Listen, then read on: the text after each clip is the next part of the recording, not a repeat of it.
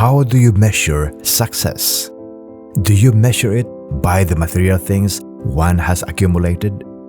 Do you measure it by one's educational attainment? Is it possible you have achieved success and not recognize it?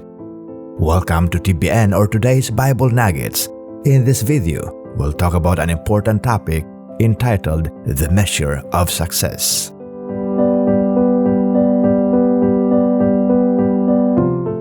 Many years ago, there was an Indian chief who had a regular practice of testing the ability and bravery of his men. The test was to make them run on the side of the mountain without stopping for a rest. Whoever reaches the farthest and highest part of the mountain wins. On the appointed day, 4 brave young men started on the new adventure before daybreak to prove their worthiness. Early in the afternoon, the first young man returned with a bundle of spruce showing the height he had attained.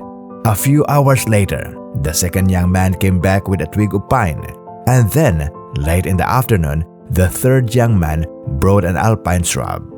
But it was by evening that the fourth young man made his way back. He came, worn and exhausted, his feet torn by the rocks. "What did you bring, and how high did you ascend?" asked the chief. "Sir," he replied, "where I went, there was neither spruce nor pine to shelter me from the sun, nor flowers to cheer my path, but only rocks and snow and barren earth. My feet are torn, and I am exhausted. I am late." After he gasped for air, his eyes, however, showed a light of excitement when he said these words, "But I saw the ocean."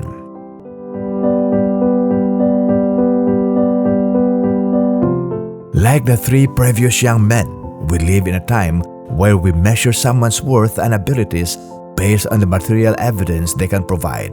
We measure each other based on the clothes we wear, the cars we drive, or the houses we live in.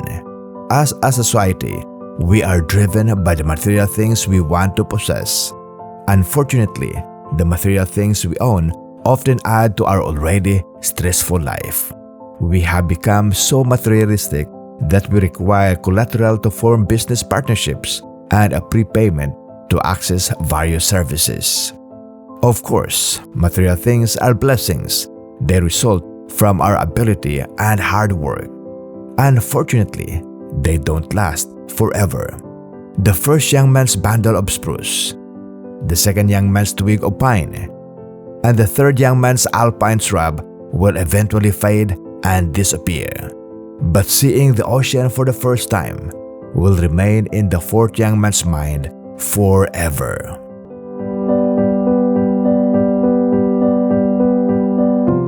So, we must not settle for material things alone. We must go beyond it, and it is in going beyond it that we will see the ocean. Seeing the ocean can come through various experiences. It may come through a stranger's smile, a friend's encouraging words, a loved one's kiss, a parent's prayer, a reunion with a long-lost friend, a kind word from a co-worker, a spiritual advice from a mentor, or a companionship by someone special. Then, like the fourth young man, you may not have the physical evidence to show, but your eyes will light up and your voice will break with excitement when you tell the people around you, "I saw the ocean."